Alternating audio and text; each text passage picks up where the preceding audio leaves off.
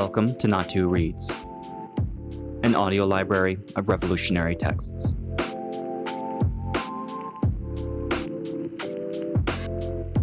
Fundamentals of Political Economy, from the Youth Self-Education Series, Volume 2.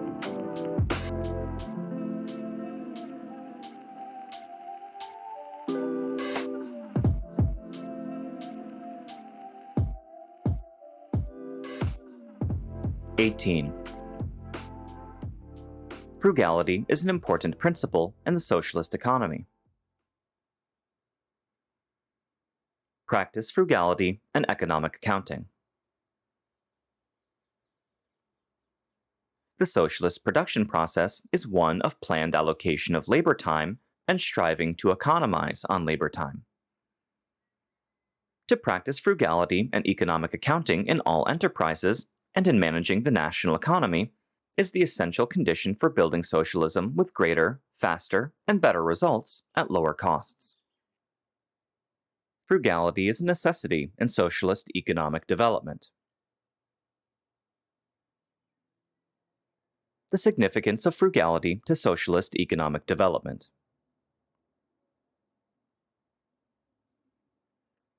What frugality means here is the economizing of manpower, materials, and funds. Economizing manpower means to save live labor. Economizing materials means to save embodied labor. And economizing funds means to save live and embodied labor manifested in currency circulation. Therefore, all frugality is, in fact, the economizing of live and embodied labor, or the economizing of labor time. In socialist society, saving labor time assumes an immense significance. Marx pointed out, quote, "All saving is ultimately the saving of time. Every person should rationally allocate his time in order to gain necessary knowledge or to satisfy the various requirements governing his activities. Similarly, society should also allocate its time in order to achieve production that satisfies its total requirements. Therefore, the saving of time and the planned allocation of labor time in various production sectors become a primary economic law of collective production. This is even a very advanced law," end quote. The goal of socialist production is to satisfy the needs of the state and its people.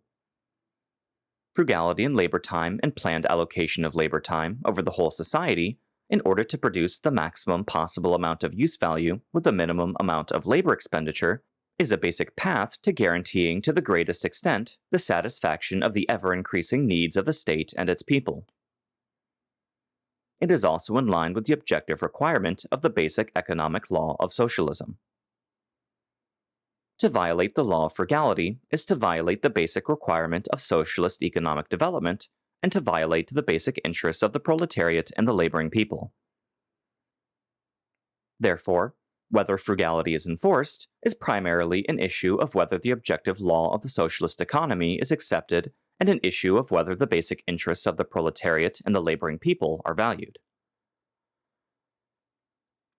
To practice frugality is an important way to increase accumulation through self-reliance in the socialist country. To engage in large-scale economic construction, the socialist country requires a large amount of capital funds. Where do the funds come from? Unlike capital imperialism and social imperialism, the socialist country cannot exploit its own people, engage in external aggression and plundering, demand war damages, or sell national resources to develop its economy. The socialist country can only rely on the diligent labor of its whole laboring people and internal frugality for accumulation. On the one hand, the production unit saves as much manpower, materials, and funds as possible, rationally allocates funds, and continuously expands the scale of production. On the other hand, non-production units, such as state organs, military units, schools, and people's organizations, must economize and eliminate waste in order to minimize the share of non-production expenditure in the state budget. This way, a large amount of capital funds can be accumulated for economic construction. The socialist country must practice frugality and oppose waste in order to accelerate socialist construction and better satisfy the ever-increasing needs of the state and the people. To practice frugality is especially important to China's socialist construction. China is a big country, but is also an economically backward and poor country, a developing country. Chairman Mao pointed out, quote, "We must engage in large-scale construction, but China is still a very poor country. This is a contradiction. To practice frugality totally and steadily is one of the methods that will resolve this contradiction," end quote. Therefore, Chairman Mao called upon the whole people, quote, "to run factories with diligence and economy, to run shops with diligence and thrift, to run all state enterprises and cooperative enterprises with diligence and economy, and to run all other enterprises with diligence and thrift. The principle of diligence and economy must be applied to everything. This, then, is the principle of frugality," end quote. The broad workers and poor and lower-middle peasants fighting at the forefront of production pay close attention to Chairman Mao's instructions. They understand the major significance of frugality. The laboring masses put it nicely. Quote, "Diligence without economy means pure waste of effort," end quote. Only through diligence and thrift can the laboring masses create wealth and play the greatest possible role, and can China soon be developed into a big and strong socialist country. To practice frugality is also necessary if a socialist country is to discharge its obligations related to internationalism. Only by saving more can we contribute more to world revolution. Chairman Mao pointed out, quote, "Our 600 million people must all increase production, practice frugality, and oppose ostentatious display and waste. This is not only economically significant, but also politically significant," end quote. Diligence and frugality have always been the virtue of the proletariat and the laboring people.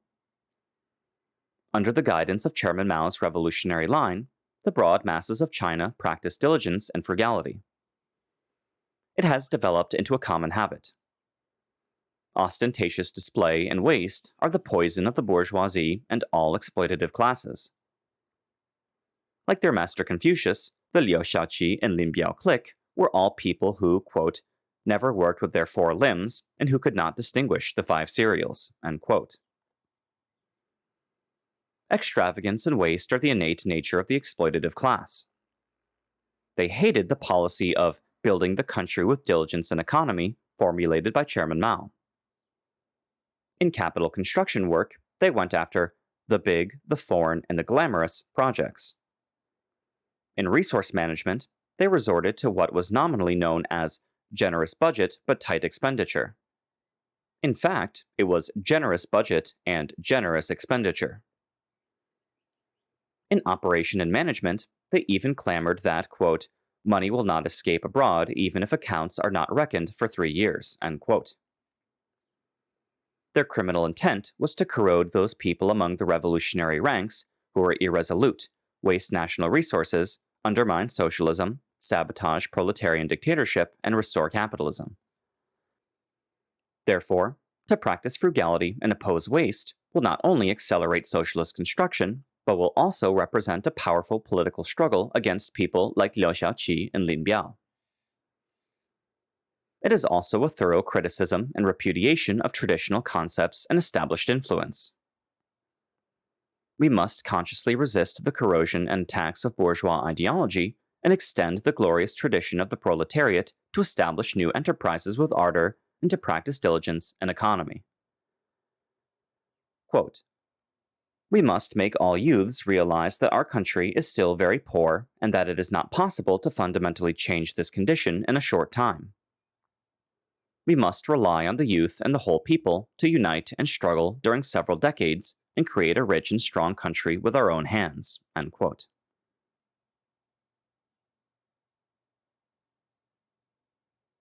The socialist system opens a broad avenue to frugality.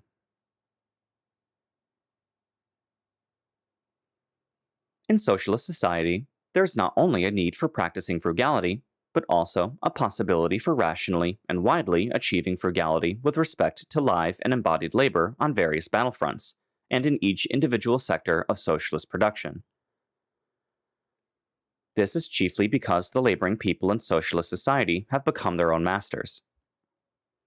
The ultimate purpose of saving as much manpower, material resources, and funds as possible in order to provide more accumulation for the state and the collective, and to better expand reproduction, is to serve the interests of the proletariat and the laboring people. Therefore, practicing frugality is a conscious objective of the broad masses of laboring people. Once the socialist activism of the masses has been mobilized, all methods for frugality are employed. Warehouses and storehouses are inventoried to tap potential material resources. Technical innovations are made in a big way to tap the potential of unused equipment. Labor organization and methods of operation are improved to tap labor potential. And comprehensive utilization is unfolded to turn waste into valuable items and transform the useless into the useful. For example, the main plant of Northeast Pharmaceuticals mobilized the masses to unfold comprehensive utilization. The broad laboring masses and technicians all taxed their brains to find ways to use solid waste, fluid waste, and gaseous waste. As a result, several tens of new products were added. The main distillery in Beijing formerly produced only liquor. After unfolding a mass movement to increase production and practice economy, several tens of important products were produced from the three wastes of the plant. It developed a comprehensive enterprise, turning out a great variety of products. The broad laboring masses are concerned with frugality and practice it in thousands of ways. This is not possible in a capitalist society. Under capitalism, the capitalist practices frugality in his own enterprise. The purpose is to minimize costs and to extract maximum surplus value. The essence of frugality is to increase the exploitation of hired labor. Marx pointed out, quote, "Capitalist production economizes the labor that is realized and embodied in commodities. But capitalism is more wasteful of man and live labor than any other production method. It not only wastes blood and flesh, but also mind and brain," end quote. The working masses are extremely resentful of the so-called frugality practiced by the capitalist, and will resolutely resist and rebel against it. Under the conditions of socialist public ownership, the law of frugality not only plays a role within various enterprises, more importantly, it plays a role in the whole national economy. The socialist economy is a planned economy. Quote, "The social and planned allocation of labor time regulates the proper proportion among various labor functions and various needs," end quote. The socialist country can, through the National Economic Plan, rationally use manpower, material resources, and funds, centrally organize production and circulation, unfold socialist cooperation over the whole country, and combine the frugality of individual enterprises with the frugality of the whole society. Under capitalism, because of competition among enterprises and chaotic production, it is basically not possible to practice frugality in a systemic manner throughout the whole society. This is especially so because of the serious waste of manpower, material resources, and funds connected with the periodic occurrence of business cycles. Marx pointed out, quote, "The capitalist production method forces individual enterprises to practice frugality, but its chaotic competitive system results in substantial waste in social means of production and labor power," end quote. Frugality and waste constitute a unity of opposites. The process of practicing frugality must inevitably be the process of opposing waste. To practice frugality, it is first necessary to strengthen the masses and cadres' education concerning ideology and the political line, continuously unfold the struggle against waste, and establish the idea of building the country with diligence and economy and arduous struggle. The party's ideological and political work is the basic guarantee that the consciousness of the masses and the cadres to practice frugality will be raised, and the policy of running enterprises with diligence and economy will be carried out. To combine ideological and political work with meticulous economic work, a rational system must be established. To strengthen economic accounting in the national economy and in various enterprises, and to run the enterprises on the basis of economic accounting, is a very important system. Economic accounting is an important means to develop the socialist economy with greater, faster, and better results at lower costs. Use economic accounting to realize greater, faster, and better results at lower costs. Economic accounting is the analysis of economic activities through bookkeeping. In the production struggle, people learned a long time ago the importance of economic accounting. In the primitive commune of India, there was a bookkeeper to record agricultural accounts and all events connected with them. Marx borrowed the story of Robinson Crusoe, popular among bourgeois economists, to explain the necessity of bookkeeping in the production process.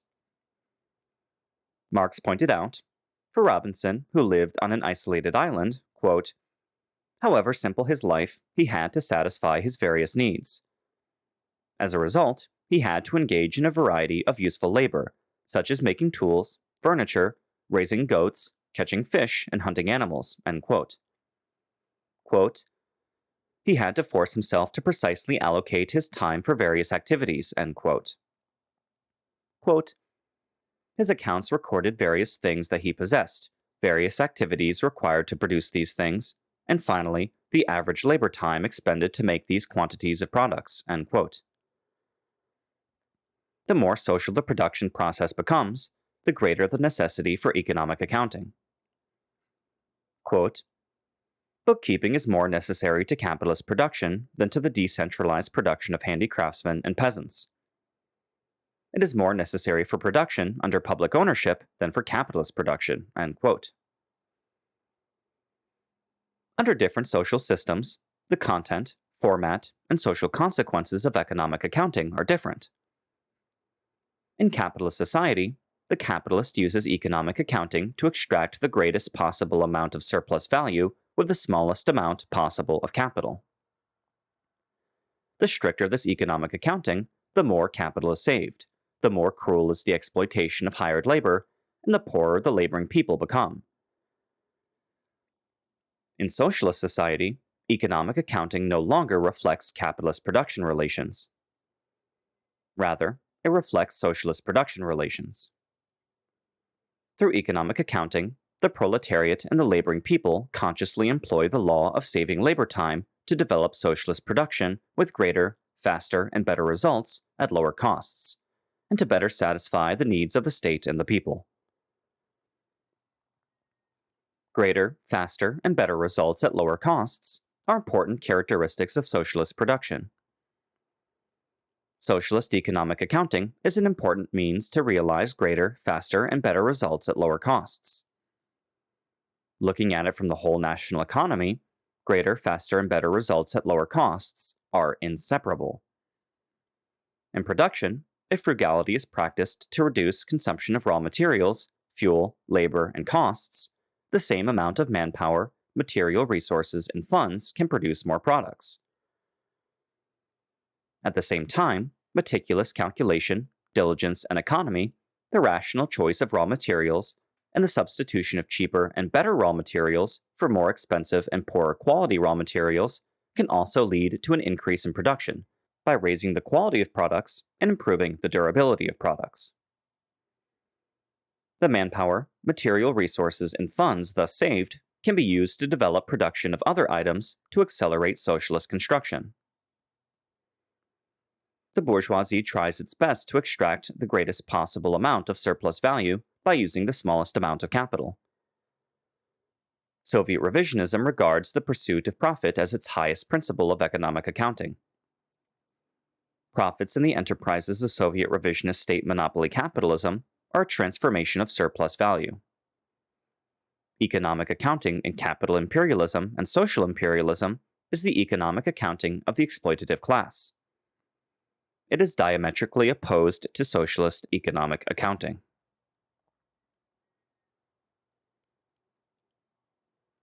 the laboring masses are the masters of economic accounting.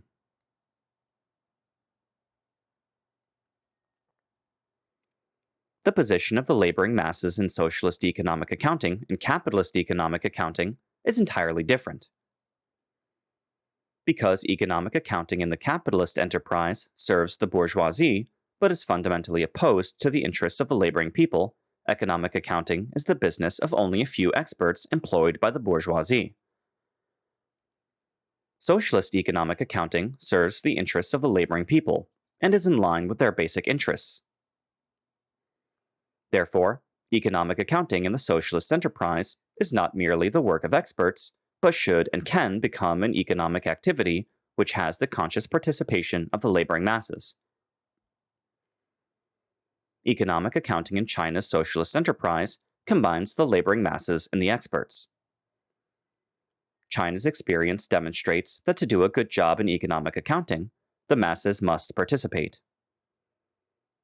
Economic accounting by experts must be based on mass accounting. Because the broad laboring masses have rich practical experience gained from fighting a long battle on the production forefront, they are familiar with their own production conditions. They know clearly where waste exists and where frugality can be further increased. They know very well how to improve techniques to raise efficiency and how to calculate labor costs, material resources, and funds in order to achieve greater, faster, and better results at lower costs.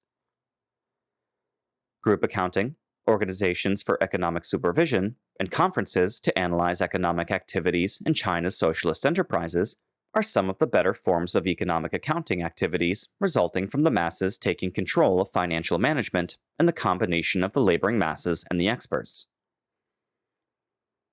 In the socialist enterprise, the masses, as their own masters, participate in group accounting, analysis of economic activities, and financial management. This way, not only does economic accounting play a greater role in realizing greater, faster, and better results at lower costs, but it also presses the leadership personnel and the broad cadres to act according to the party line and general and specific policies, so that the enterprise will advance along the socialist road. In socialist economic accounting, it is also important to exercise the role of the experts. Keeping in touch with the various workshops and departments in the enterprise makes the experts more familiar with the situation of the economic activities of the whole enterprise, and facilitates the leadership and organization of the various economic activities. Of course, the experts must also go down to the production forefront, fully rely on the masses, strengthen investigation and research, respect the creativity of the masses, and promptly solve problems of economic accounting arising in the process of production. Only thus can their proper role be fully exercised.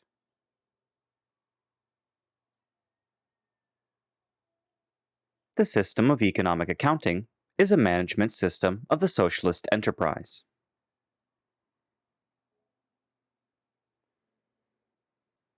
The system of economic accounting embodies the relations between the state and state enterprises and the relations among enterprises.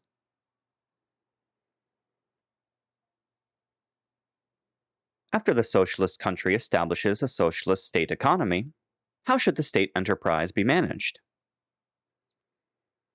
The socialist state economy, based on the socialist state ownership system, is the property of the whole laboring people.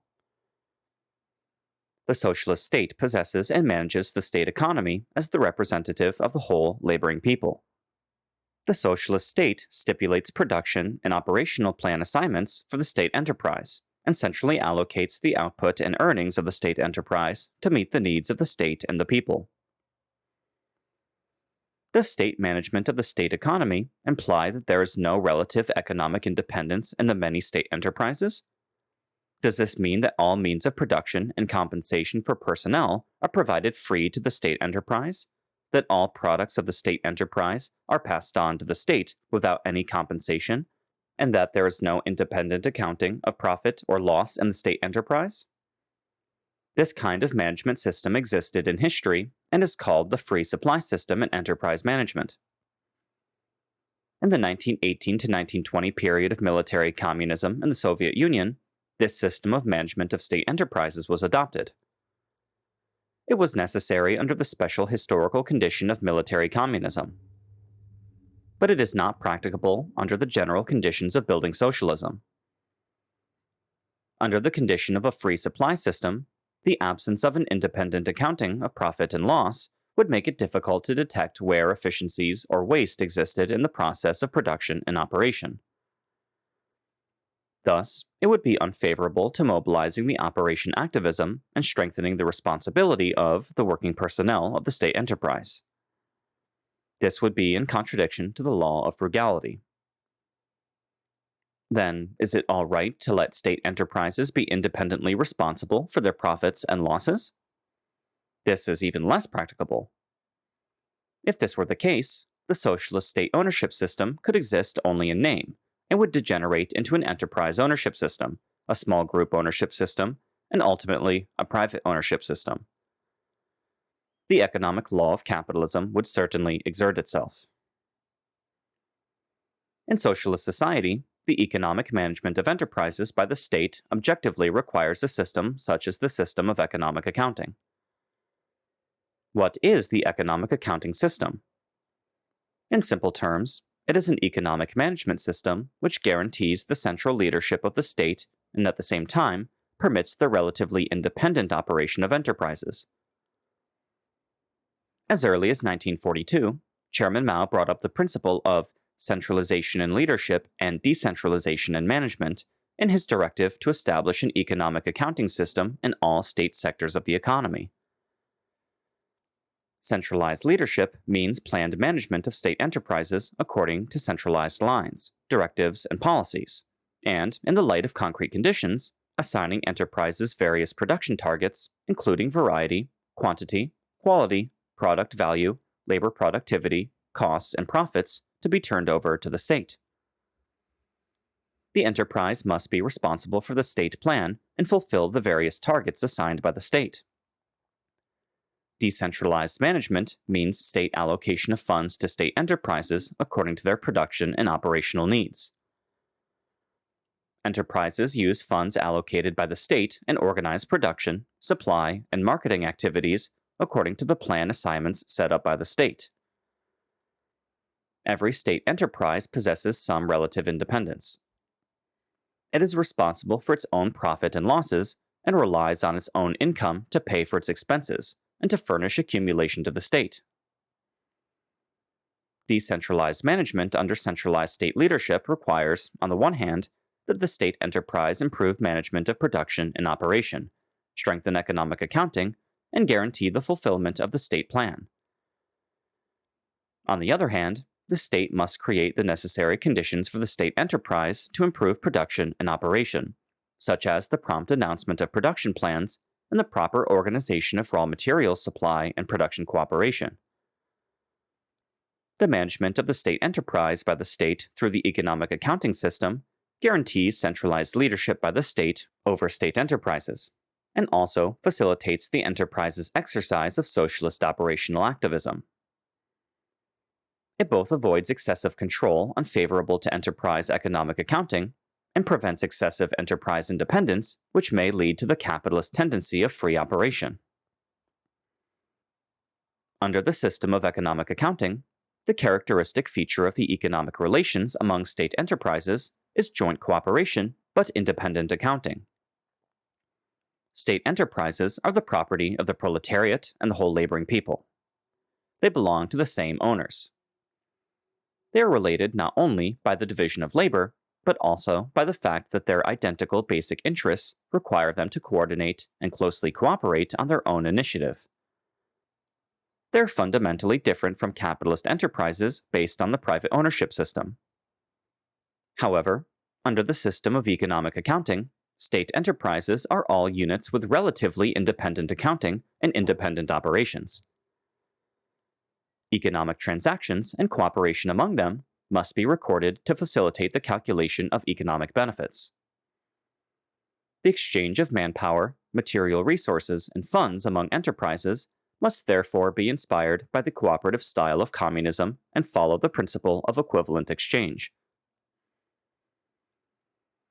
The above-mentioned relations between the state and state enterprises, and among state enterprises under the system of economic accounting, enable the state enterprises to fully exercise their operation responsibility and activism under the centralized leadership of the state.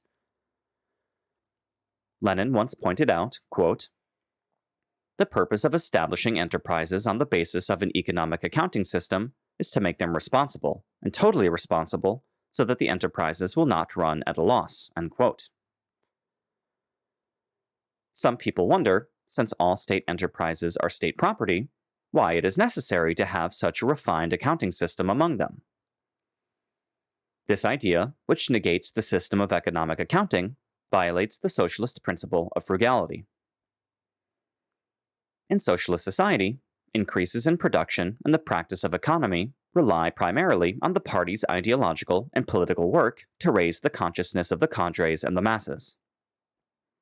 But it is also necessary to establish a system of responsibility with respect to operation and management. If the system of economic accounting were not implemented, it would not be favorable to strengthening the operational responsibility of the management personnel, and substantial waste of manpower, material resources, and funds would result. Corresponding with a duality in the socialist production process, the state enterprise must, in its process of economic accounting, calculate output, variety, and quality in light of their use value. It must also calculate costs, prices, profits, and so forth in light of their exchange value. Planned targets assigned by the state to state enterprises and its management through the system of economic accounting include product variety, specifications, quantity, quality, and other material targets, as well as the value targets such as costs, output value, and surrendered profits. Material targets and value targets are complementary and necessary. But the existence of value categories indicates the existence of commodity production and the existence of contradictions between use value and exchange value in commodities.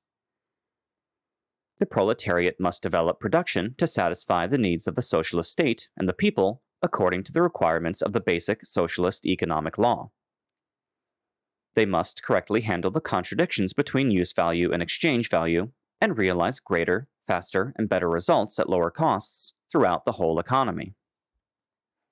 The agents of the bourgeoisie in the socialist economy will certainly exploit the contradictions between use and exchange value to push the revisionist line of producing more if profits are high and less if profits are low. Don't produce if there are no profits. And conspire to restore capitalism. Therefore, the process of implementing the system of economic accounting will be full of the struggle between the two classes, the two roads, and the two lines. To win victory in this struggle, we must correctly understand and use the various value categories in the system of economic accounting.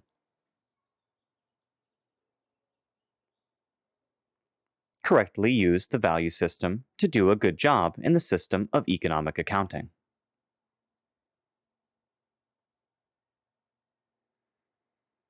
Capital funds, production costs, profits, and other value categories in the socialist economic accounting system reflect socialist production relations.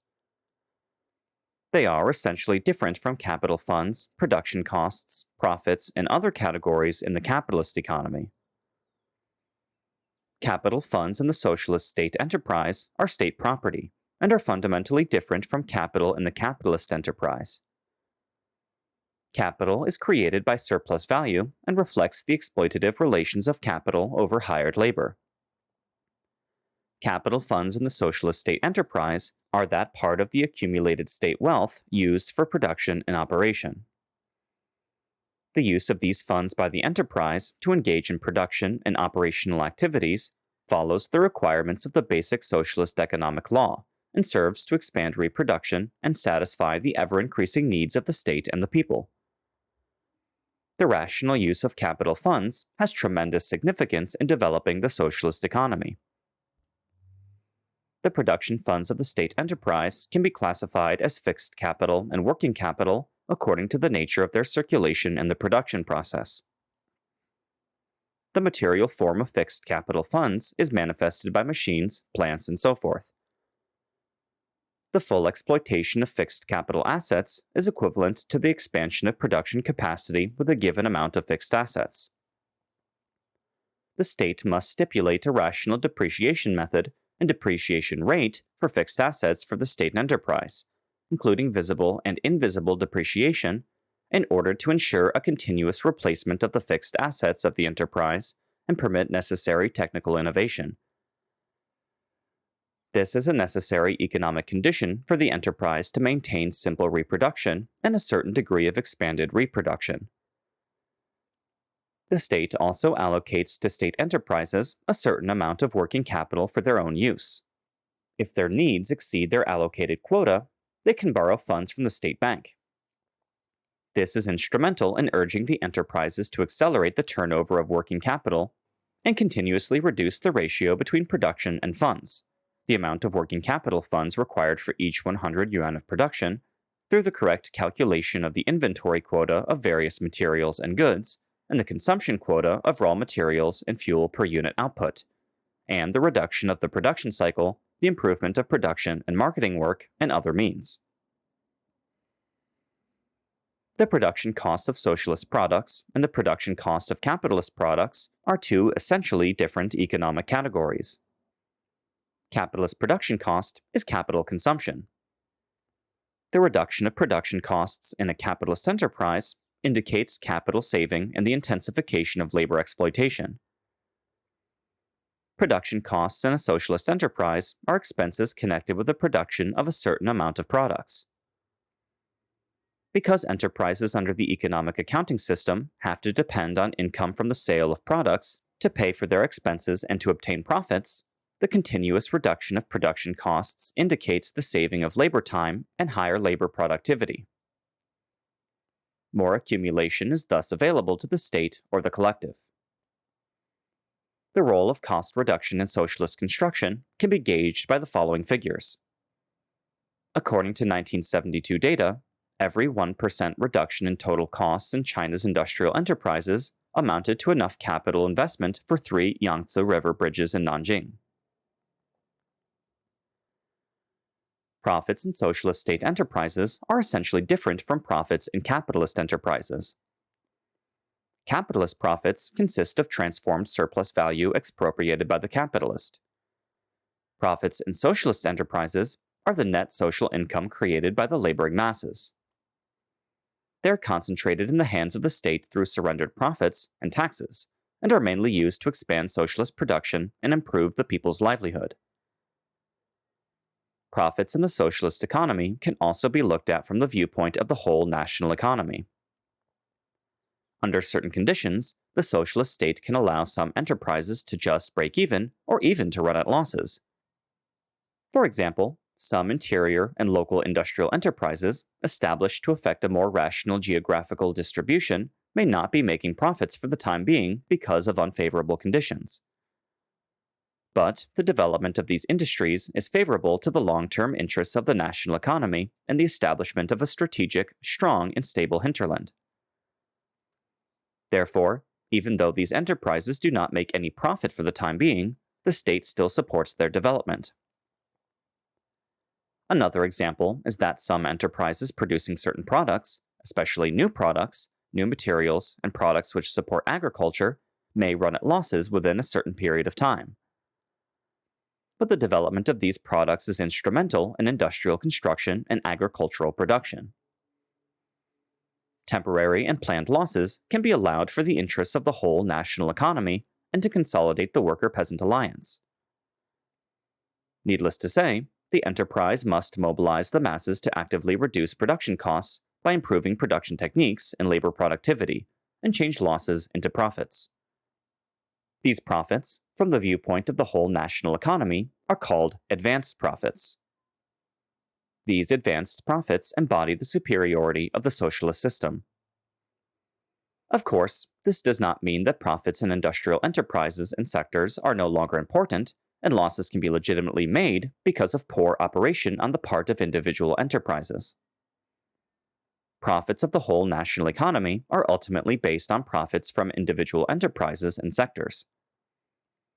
Therefore, enterprises suffering temporary losses should try hard to improve operation, reduce production costs, reduce losses, and turn losses into profits to provide more accumulation to the state. Profits from socialist state enterprises are the main source of socialist accumulation. The socialist enterprise must criticize and repudiate putting profits in command on the one hand and oppose erroneous errors that pay no attention to costs, profits, and increasing accumulation for the state on the other. Having profits in command puts the achievement of the highest possible profits in the primary position. Production is guided only by profit. Production plan assignments from the state are ignored. This is a capitalist principle of operation and must be criticized and repudiated. Under the socialist system, because of different production conditions and supply-demand conditions, state plan prices may not always be identical with the value of products. Other things being equal, when the product price is higher than the value, profits are higher. If the reverse is true, profits are lower. If state enterprises violate planned targets set by the state with respect to quantity and variety, and expand production of products with high production value and high profits, and reduce production of products with small production value and low profits, this is a manifestation of putting profits in command. The total economic accounting system, implemented by the Soviet revisionist renegade clique to put profits in command, is an important measure to restore capitalism. The essence of the total economic accounting system is the thoroughly capitalistic principle of profits. In the total economic accounting system, the most important summary indicators of enterprise finance are profits and the profit rate. To a very large extent, the enterprise can determine the variety and quantity of production according to the size of expected profits. To increase profits, the enterprise can dismiss workers and increase labor intensity to reduce production costs. This total economic accounting system that puts profits in command is an exploitative system imposed on the laboring people of the Soviet Union by the Soviet revisionist bureaucratic monopoly bourgeoisie. The socialist state enterprise must also make profits.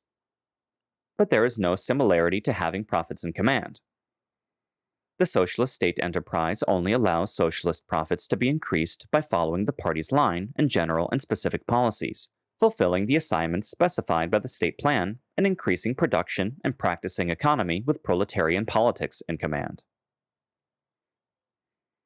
Through increasing production and practicing economy, the socialist state enterprise increases profits and provides more accumulation to the state. In this way, it contributes to socialist revolution and socialist construction. Revenue from state enterprises, surrendered profits, taxes, and so forth, represents more than 90% of the revenue in China's state budget. If the enterprise cannot actively increase accumulation for the state, or even suffers unnecessary losses, revenue in the state budget will be reduced, thus adversely affecting socialist revolution and construction and the discharge of the obligations to internationalism. In summary, the state's implementation of management by means of the economic accounting system in state enterprises is for the purpose of better realizing this directive of Chairman Mao. Quote, "Any socialist economic enterprise should pay attention to utilizing manpower and equipment as fully as possible, improving labor organization as much as possible, improving operations and management and raising labor productivity, economizing all manpower and material resources that can be economized, and adopting labor competition and economic accounting to reduce costs and increase personal income and accumulation year after year." End quote.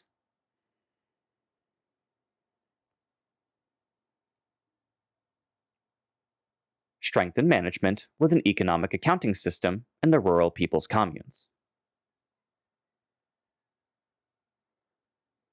The means of production and labor power under the socialist collective ownership system belong to individual collective organizations of the laboring people.